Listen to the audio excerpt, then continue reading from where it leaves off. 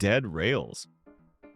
Oh man, a game that, not too long ago, felt like it had the entire Roblox community in its hands. A game that went from one of the biggest launches in Roblox history to now sitting at just a fraction of its former glory. If you've played it recently, you've probably noticed it feels emptier, slower, and not nearly as alive as before. So, what happened? How did one of the most creative survival concepts on Roblox rise so fast only to collapse just as quickly? Today we're going to take a deep dive into the rise and fall of Dead Rails. What made it incredible, what went wrong, and what its story says about Roblox as a whole. When Dead Rails first released in early 2025, it didn't seem like the kind of game that would dominate Roblox. The concept was simple. You and a group of players board a train and ride through an endless wasteland. Along the way, you'd fight off enemies, loot abandoned structures, and pray that the train didn't break down before reaching the end of the line. On paper, that doesn't sound revolutionary. But here's the thing. Roblox had nothing like it.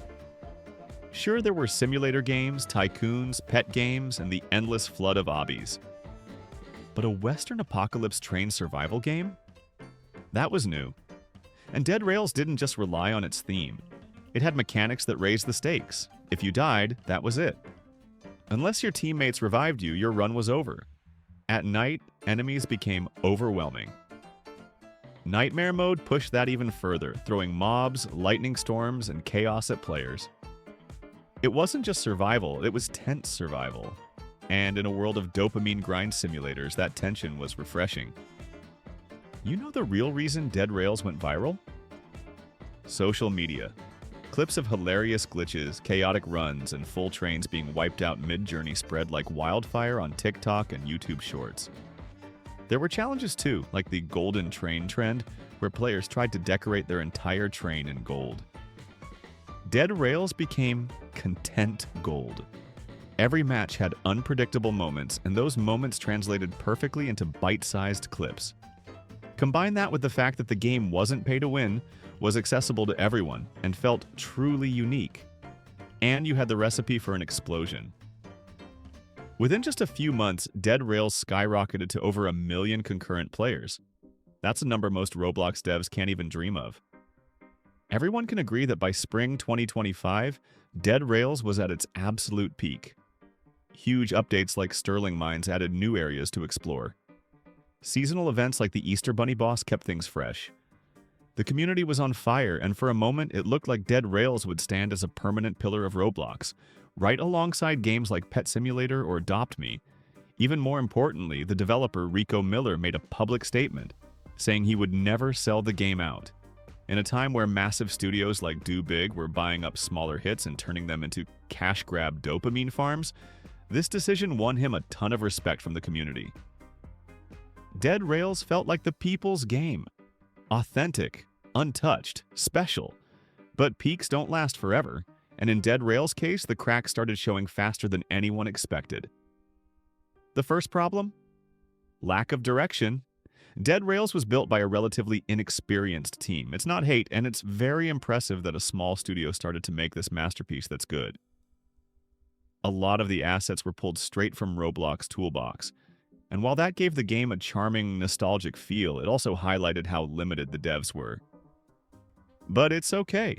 The second problem? Updates slowed down. After the Easter event, there was silence. And when new updates did come, they often felt strange or out of place. Take the so-called Liquid Update, which introduced potion crafting. For a gritty Western survival game, drinking rainbow potions for buffs felt wrong. Players didn't connect with it.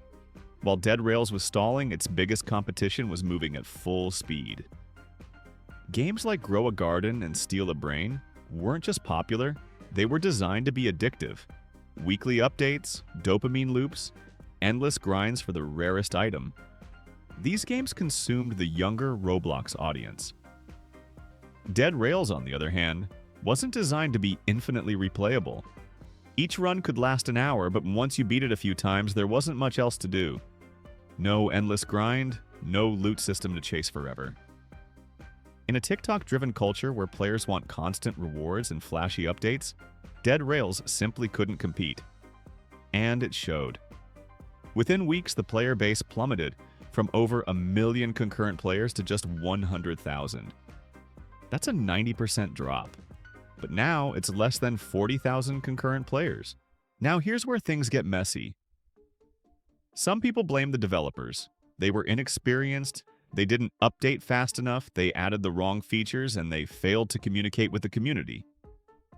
Others argue it wasn't their fault at all. Roblox itself is the problem.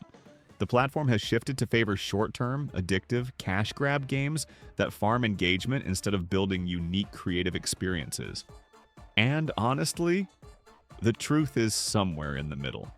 Yes, Dead Rails devs struggled to manage their sudden success. But even if they had done everything right, it's hard to imagine Dead Rails keeping up with games designed like slot machines to keep kids playing endlessly. Dead Rails was a different kind of game, and maybe Roblox just isn't built to support games like that anymore. Dead Rails isn't the first unique Roblox hit to fall off, and it won't be the last. We've seen this cycle over and over again. A creative idea blows up, everyone loves it, it dominates TikTok.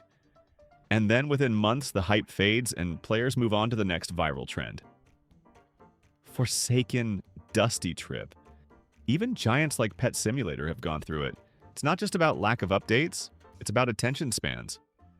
In the current ecosystem, Roblox players expect constant dopamine, constant new content, and constant rewards. If you can't deliver that, your game dies, no matter how creative it is. That's the tragedy of Dead Rails. It wasn't designed to trap you in endless grinds. It was designed to be an experience, something you play for the thrill, not the addiction.